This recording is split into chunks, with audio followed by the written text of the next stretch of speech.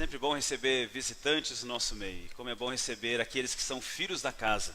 Então que bom ter o pastor Walter Júnior, Thalita com a gente e agora o Tomás. Está aqui no Ministério Infantil, né? A família está crescendo. Então se você não conhece o pequeno Tomás, no final você pode então conversar com a Thalita, com o pastor Walter Júnior e conhecer o Tomás. Quase um aninho já, né? Presente de Deus na vida dos nossos irmãos. Não sei se você gosta de filmes. Eu gosto muito de assistir filmes. E eu gosto de pensar que nós podemos extrair boas verdades e aplicações para o nosso coração quando nós assistimos filmes. E tem um filme antigo, não é da minha época, talvez seja da sua época, se chama Uma Linda Mulher.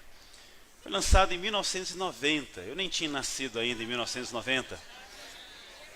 Mas talvez muitos dos irmãos já eram nascidos, assistiram esse filme.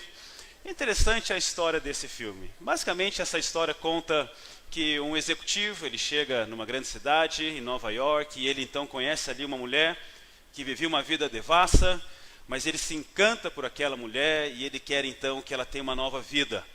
E ao buscar, tentar fazer com que ela tenha uma nova vida, uma das primeiras coisas que ele faz é fazer com que ela possa ir nas melhores lojas e comprar as melhores roupas. Porque se agora você vai ter uma nova vida, você precisa ter novas roupas. Você precisa ser identificada com essas novas roupas que vão mostrar que você não é mais a mesma, que você agora tem uma nova vida. É interessante nós pensarmos na história desse filme, porque ele tem tudo a ver com aquilo que nós vamos conversar nessa noite, ao olharmos para a palavra do Senhor. Eu quero então convidar os irmãos para que abram suas Bíblias, na carta aos Efésios, capítulo 4, versículo 17. Efésios, capítulo 4, versículos 17 e 19. Nós vamos então ler juntos a palavra do Senhor. Eu vou ler na versão Almeida, revista atualizada. E diz então assim a palavra do Senhor: Isto, portanto, digo e no Senhor testifico, que não mais andeis como também andam os gentios, na vaidade dos seus próprios pensamentos, obscurecidos de entendimento, alheios à vida de Deus, por causa da ignorância em que vivem, pela dureza do seu coração, os quais, tendo se tornado insensíveis, se entregaram à dissolução para com avidez cometerem todo tipo de impureza. Amém? Vamos orar? Senhor, muito obrigado pela Tua palavra. Muito obrigado porque a Tua palavra é a revelação do Senhor para nós. E é por meio dela então que podemos conhecê-lo e podemos então viver vidas que agradam ao Senhor. O que nós queremos pedir nesta noite então é que o Senhor fale ao nosso coração, que não haja nenhuma interferência, que seja apenas o Senhor a falar, e que nós possamos então ter ouvidos atentos e possamos ser praticantes da Tua palavra. É o que nós oramos e nós pedimos, no nome de Jesus, amém e amém. Meus irmãos, quando nós tivemos a oportunidade de estudar o capítulo 4, alguns domingos atrás, e nós começamos a refletir sobre essa parte prática da carta aos Efésios, que começa no capítulo 4. E nós vamos ver hoje, a partir do versículo 17, que quando Deus nos dá uma nova vida, Ele também nos dá novas roupas.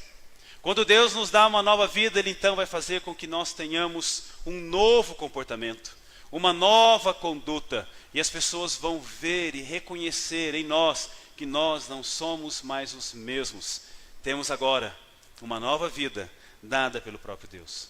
Portanto, a Bíblia, ela foi escrita não apenas para que nós a estudemos e entendamos a Bíblia intelectualmente, mas também para que ela seja obedecida. E é por isso então que quando nós olhamos para essa carta escrita pelo apóstolo Paulo aos Efésios, aparecem várias vezes algumas palavrinhas. Pois, portanto, por essa razão. E isso então é repetido com muita frequência no capítulo 4. O que será que Paulo está querendo dizer quando ele usa essa palavra pois? Portanto, por esta razão. E o que Paulo está querendo nos mostrar e enfatizar é aquilo que Cristo fez por nós. E diante do que Cristo fez por nós, o que é que nós devemos agora fazer? Para Cristo. Paulo então vai mostrar na carta aos Efésios, do capítulo 1 até o capítulo 3, o que Cristo fez por nós, então qual é a nossa posição em Cristo. Fomos salvos por Ele, mas fomos salvos agora para Ele. E é isso que Paulo vai começar a ensinar a partir do capítulo 4. Nós fomos salvos pela graça, mediante a fé. Mas por que fomos salvos pela graça mediante a fé? E Paulo então vai ensinar na carta aos Efésios que nós fomos salvos agora para praticarmos as boas obras que de antemão Deus preparou para nós as praticarmos. Não fomos salvos pelas boas obras, fomos salvos para as boas obras. Para as... Capítulo 4. E estudamos por alguns domingos do versículo 1 até o versículo 16. Nós vimos então que, diante da posição que temos em Cristo, somos chamados agora a termos uma prática em Cristo.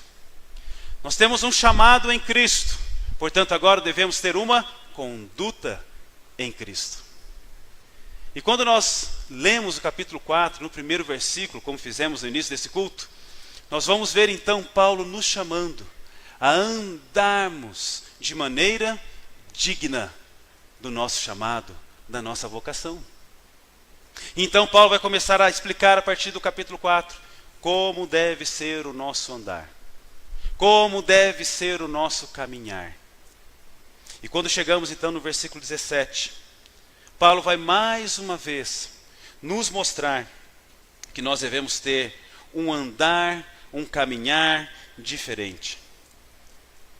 Do versículo 1 até o versículo 16, o nosso caminhar deve ser em unidade. Estamos unidos pela cruz. E se nós não entendemos isso, não conseguiremos caminhar. É como que ter apenas um objetivo, um rumo, um destino, mas cada um sai andando por um lado. E então ninguém consegue chegar aonde deve chegar, porque todos estão perdidos. Cada um tentando viver do seu jeito, ao seu modo, à sua maneira. Então Paulo diz que ao termos todos uma só posição em Cristo, fomos salvos para algo. Fomos salvos para agora caminharmos e andarmos de maneira digna. E se não entendemos que devemos andar em unidade, jamais conseguiremos caminhar, viver, andar de uma maneira que agrade ao Senhor, e de uma maneira que faça bem a nós, e de uma maneira que faça com que as pessoas vejam Deus em nós. Então, a partir do versículo 17, Paulo vai dizer que nós devemos andar em pureza, que nós devemos andar em santidade.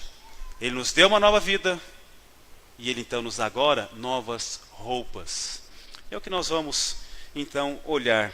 Paulo ele começa então no versículo 17, nos trazendo uma admoestação. É como que alguém fazer uma advertência, mas uma advertência trazendo encorajamento. Olha, cuidado, aqui há um perigo, cuidado, você pode desviar a rota, vá por esse caminho, esse é o caminho correto, esse é o caminho que não vai trazer perdição.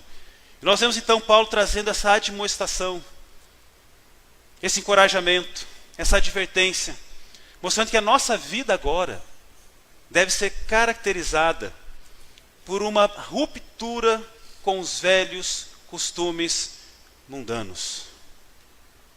Paulo então agora vai nos mostrar que nós devemos viver de uma maneira diferente, de uma maneira nova. E é interessante que quando Paulo aqui, nos versículos 17 a 19, ao mostrar como é o pensamento das pessoas que não conhecem a Deus, que estão vivendo longe de Deus, ele vai mostrar que tais pessoas estão vivendo na vaidade dos seus próprios pensamentos, obscurecidos de entendimento, ignorantes na maneira de viver.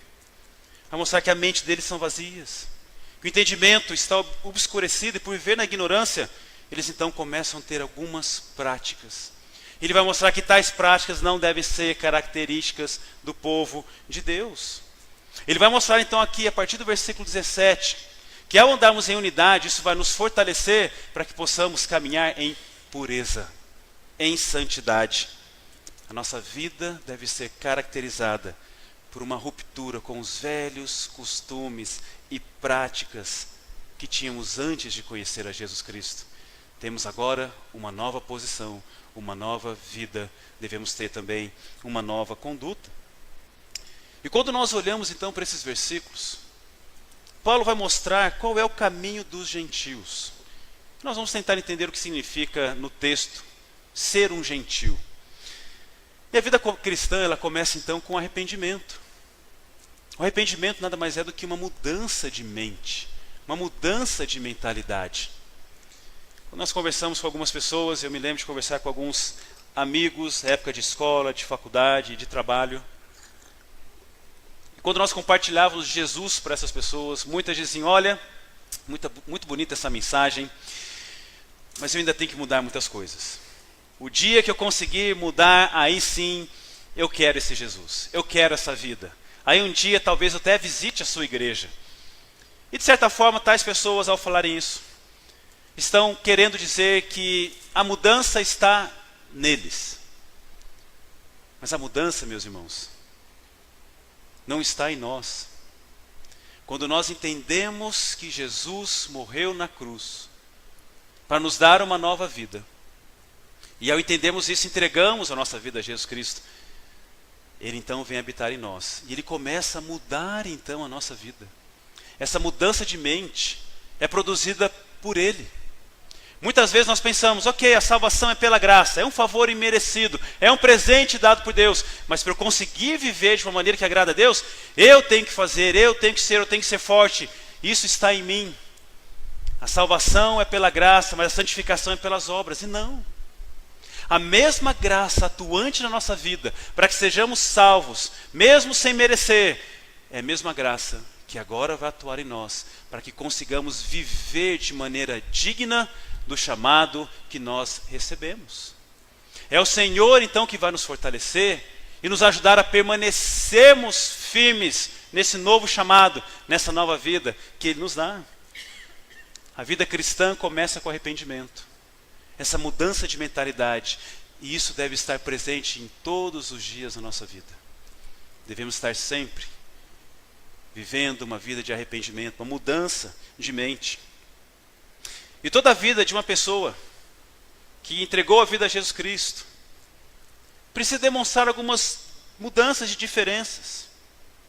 Ela agora confia em Cristo, ela tem novos valores, novos alvos, novos conceitos de vida. Talvez isso aconteceu com você de uma maneira muito clara.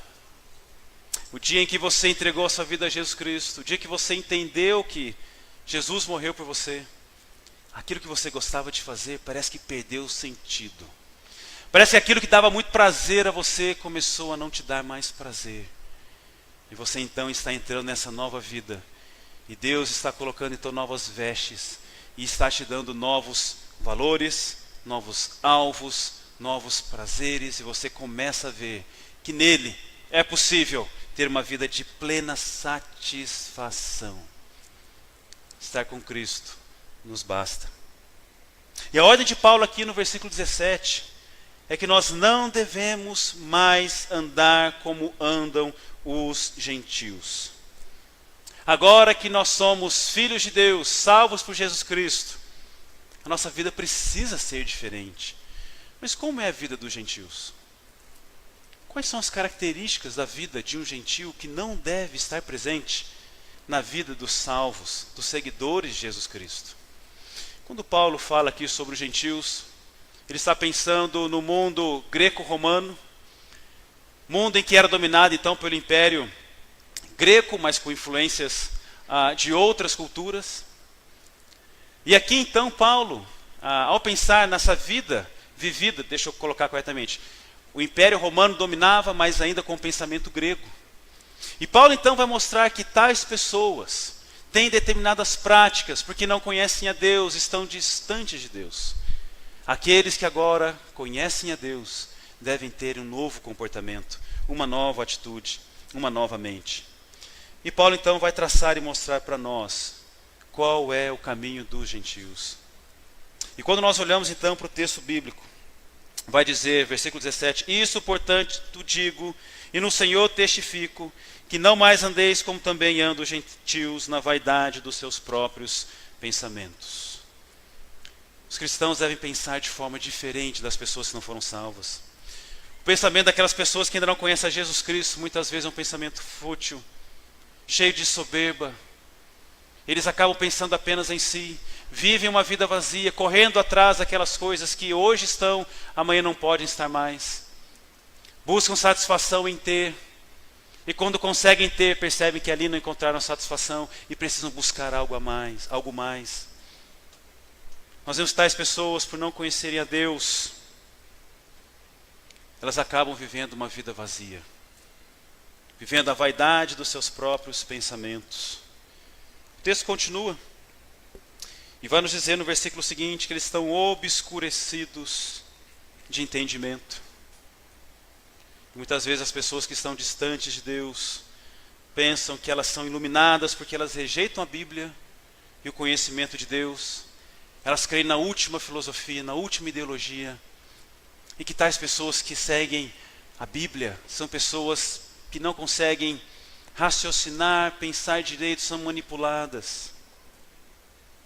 Quando na realidade tais pessoas, mesmo achando que estão vivendo de uma maneira intelectual melhor do que as outras pessoas, elas estão vivendo em trevas. Paulo vai dizer lá em Romanos capítulo 1, versículo 22, que inculcando-se por sábios, pensando-se serem sábias, tornaram-se loucas. Elas pensam que estão vivendo de maneira sábia, mas Paulo vai dizer na segunda carta aos Coríntios, capítulo 4, que tais pessoas estão vivendo de maneira cega. Satanás cegando a mente de tais pessoas. E elas vivem então, como diz o texto, obscurecidas de entendimento. Só tomam decisões erradas. Decisões pensando apenas nelas, prejudicando as outras pessoas.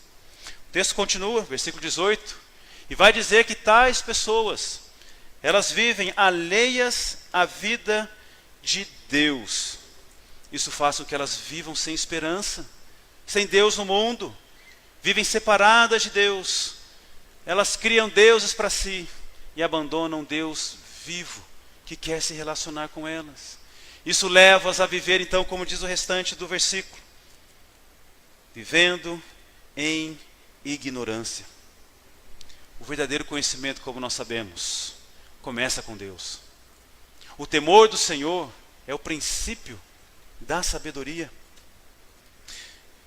Portanto, quem não conhece a Deus é escravo da própria ignorância. Porque a verdade e a vida devem caminhar juntas. E se você crê na verdade de Deus, então você recebe a vida de Deus e que Ele só pode dar àqueles que o conhecem.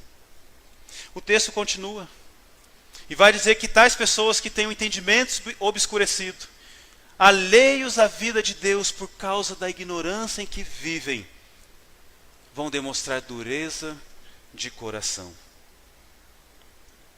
E Paulo utiliza uma palavra aqui para falar sobre a dureza de coração.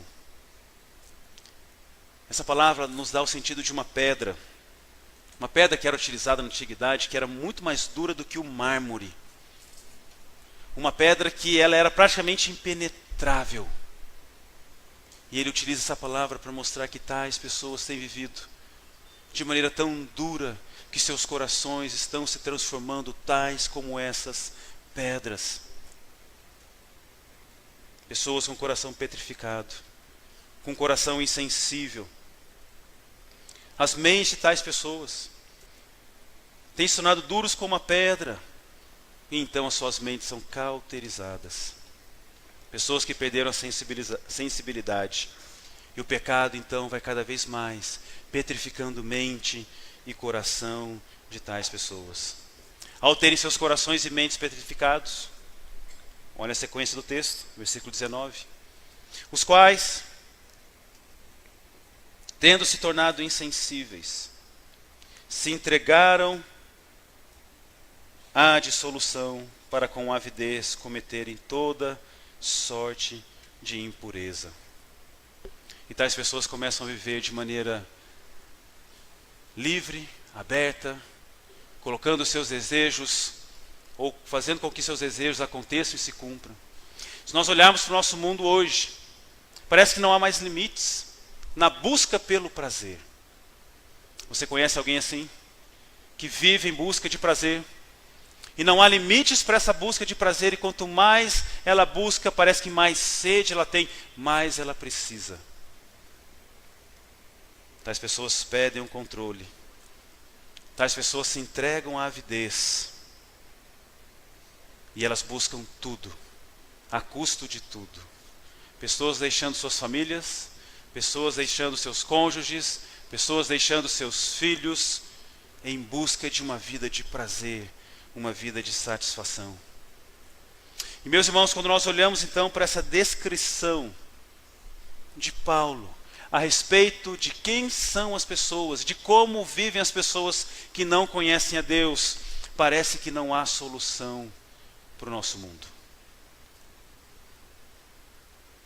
É por isso, meus irmãos, que Deus nos chamou para nós vivermos em pureza e em santidade, para que nós possamos ser como faróis diante das pessoas que estão vivendo sem Deus no mundo, e estão vivendo como se não existisse Deus, e elas estão cada vez mais se destruindo, estando cada vez mais distantes de Deus.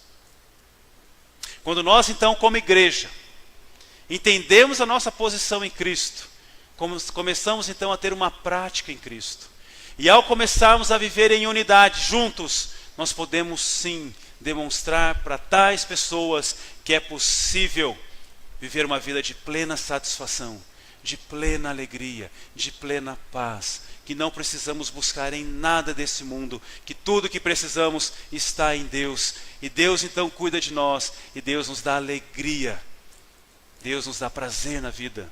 Mas para isso nós precisamos entender, como diz no versículo 17, que não mais andemos como andam os gentios na vaidade dos seus próprios pensamentos.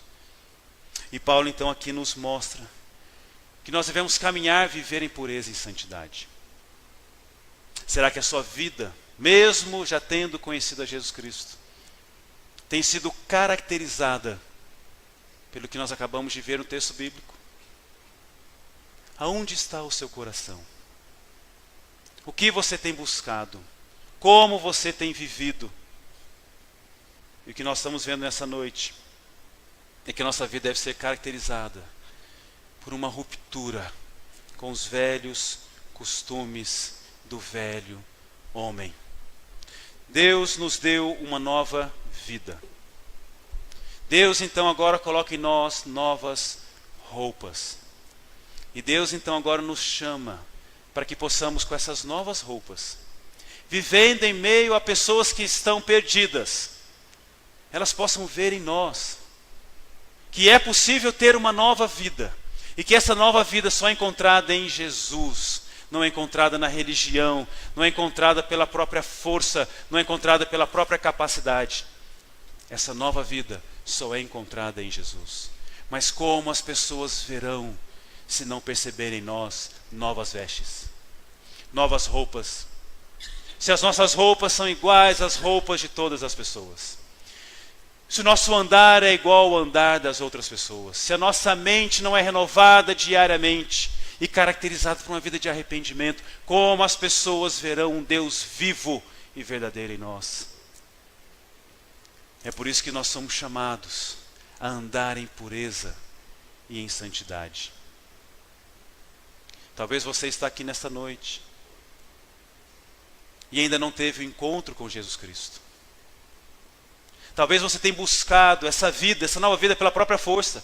O dia que eu abandonar esses vícios, o dia que eu abandonar essas práticas, o dia que eu conseguir deixar de ir em alguns lugares, o dia que eu conseguir, aí sim eu me entrego.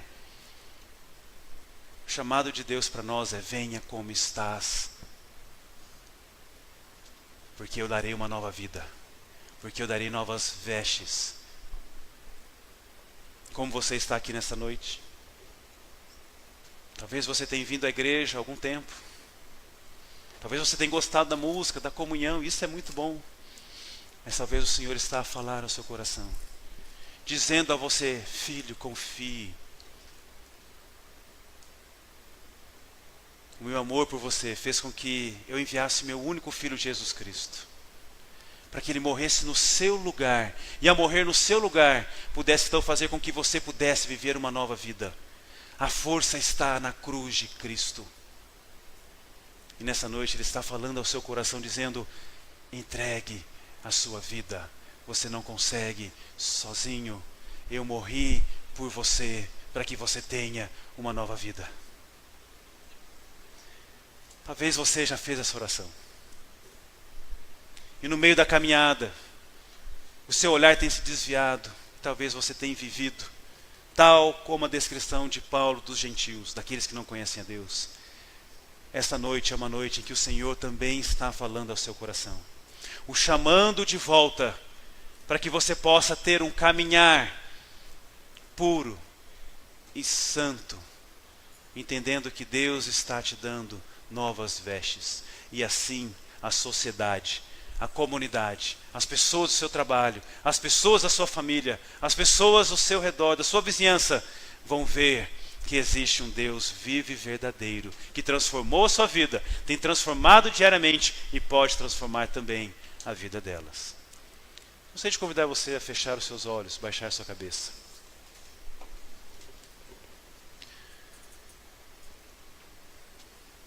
Esse é o momento para você falar com o Senhor. Eu não sei qual oração você fará nesta noite, mas eu sei que o Senhor está falando ao seu coração. O Senhor nessa noite nos diz que nós podemos ter uma nova vida e andar em novidade de vida com novas vestes. Enquanto você ora, nós vamos cantar.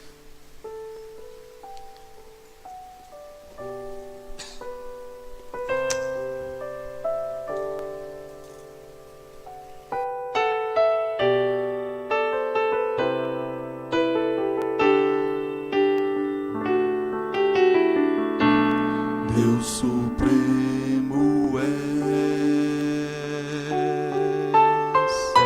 soberano em glória, és incomparável, maravilhoso em sua formosura, és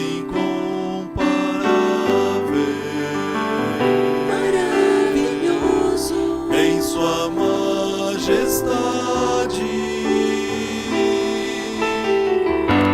Não há outro Deus como Jeová. Não há outro Deus além do Senhor. Não há no céu, não há na terra, não há como o Senhor. Não há no céu, não há na terra, não há no mar, Deus como o Senhor.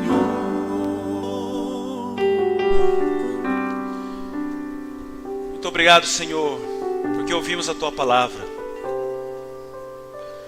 E nessa noite fomos advertidos, admoestados, encorajados por ela,